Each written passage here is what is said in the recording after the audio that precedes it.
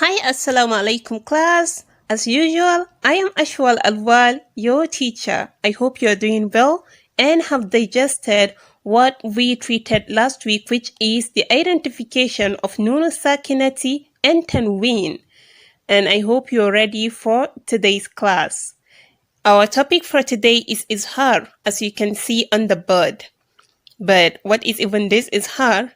Izhar is one of the 4 rules of Nunus Sakinati wa Tanween, and the 4 rules are as follows: Izhar, Idgham, Iqlab, and Ikhfa. We will be taking these rules one after the other, and today we are starting with the first rule, which is the rule of Izhar. Now, what is this Izhar? In the process of reciting the Holy Qur'an, there is a place where this rule will have to apply. Where you see it, the application of it means to recite it, making things station at that point obvious. That is, making it obvious without applying gunna. Gunna is a sort of a nasal sound. Let me give you an example of it for a better clarification.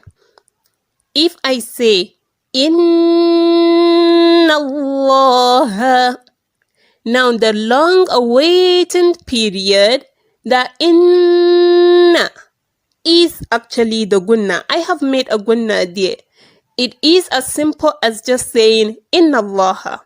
But to make a gunna there is what made me stay a bit longer and then make a bit of a nasal sound there before moving forward. So in the case of Izhar, know that this long-awaiting sound isn't made. Instead, you will just move on immediately. That is making everything obvious without making the gunna, without any waiting or joining anything there. Izhar has 6 letters, and it is crucial for you to memorize these 6 letters of Izhar so as to be able to identify them immediately whenever you come across them in the Holy Quran, so you will be able to apply the rule whilst you recite the Quran. Now, the first letter is Alif Hamza. It could come as Alif Hamza or as just Alif. Whichever one you see there is the same. And then we have the Ha, and then Kha, and then Ha, and Ain, and then we have the Goin. These 6 letters are the letters of Izhar. However, before we proceed, I want to clarify something about these letters for you, which I think is very important for easier identification in the Holy Quran. In the case of Alif, as I have already explained initially, whichever form it comes, either as just Alif Hamza coming at the top or at the bottom of the Alif, is all the same. Whenever you see this, is just the same. Ha, on the other hand, doesn't always come as it has been written here at the first spot. It sometimes comes this way if it comes at the beginning of a word, and if it is at the middle, sometimes you will see it just this way. So whichever one you see here is Ha. And as we know, Ha and Ha are written the same way. The only difference is a dot on top, which is an indicator that it is a Ha. Now, it's just the way that other one is. If it is at the end, sometimes you can see it like this, at the beginning like this, and at the end, at the middle, you can spot it written this way. So it's all the same when you see them in the Holy Quran. And then for Ain, as you can see, this is Ain, right? If it comes at the beginning of a word, it can take this shape. If it comes at the middle of a word, it can take this shape. So do not be confused. Know that it is all the same in the Holy Quran. Whenever you see either of these 3, just know that it is Ain. And as we know, both Ain and Goin are written the same way. The only difference is the dot on top of the going. So whenever you see this with a dot, just know that it is a going. So the same rule applies. If it comes at the end, it is usually this way. At the beginning, it takes this form, and at the middle, it takes this form. And on the other hand, we have our ha. Whenever you see it in the Holy Quran as this, you know it is an izhar later. At the end of a word, it is usually written this way. So whenever you see, just as in the case of Allah, this ha, it is the one in the case of Allah. This rule applies whenever a Nunus Sakinati or Tanween comes before any of the 6 letters of Izhar. Now, just a recap. We've done the identification before, but for the people that are new here, this is Nunus Sakinati. So either of which form you see it is all the same. The 3 are the same, just that they are written in different forms sometimes. So whenever you see these ones, they are Nunus Sakinati. And of course, this is Tanween. So whenever you see either Nunus Sakinati or Tanween comes before either of the 6 letters of Izhar, that is when the Izhar rule applies. Now I would like to show you the examples of it from the Holy Quran and recite it to you so that you would be able to understand exactly what I even mean by this rule of Izhar. Now moving forward, being that I cannot bring out the whole examples for you, I will give you 2 examples. That is 2 of Nunus Sakinati and then 2 of Tanween. Though, you know, Nunus Sakinati and Tanween are both the same when it comes to the application of the rules. However, I will link down below the video on the identification of Nunus Sakinati and Tanween if you are not really familiar with them. And now I want to show you this.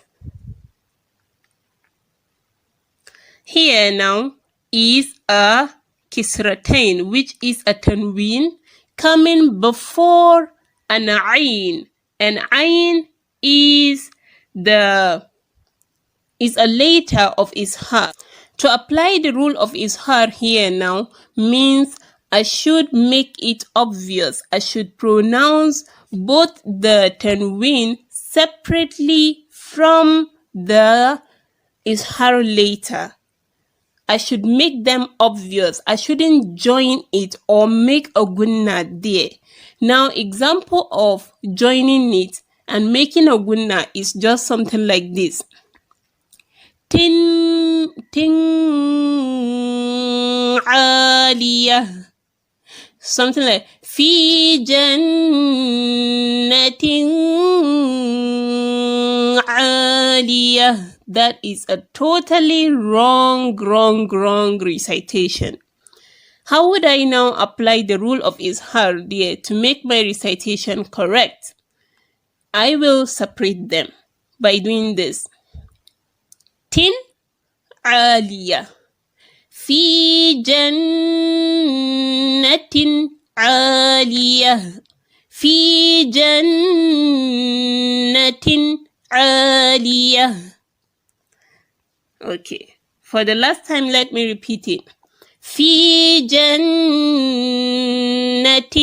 aliyah. You see, I have separated them. I didn't make a gunna on them. I didn't join them. I made it obvious that this is separate from this. Another example is another Tanween where we have a going after it, which is in this place now, towards the end of the ayah. And Godeqo. You won't say Godeqo. That will be wrong. And then Godeqo. You see it's fatatain there and going. And Godeqo. Now let me recite. I have now underlined where I'm reciting. وَأَلَّوِ اسْتَقَامُوا عَلَى الطَّرِيقَةِ لَأَسْقَيْنَاهُمْ مَاءً غَدَقًا. Do you see? Ma and Godeqo. I didn't join them. The next example is where we have a Nunus Sakinati and our Izhar later. Now I want you to note this place that there are two alif hamzas here, before the Nunus Sakinati and after the Nunus Sakinati. But what did we say? The rule applies when the Nunus Sakinati comes before the Izhar later. So what we are going to do is exclude this other alif hamza, which is the first one.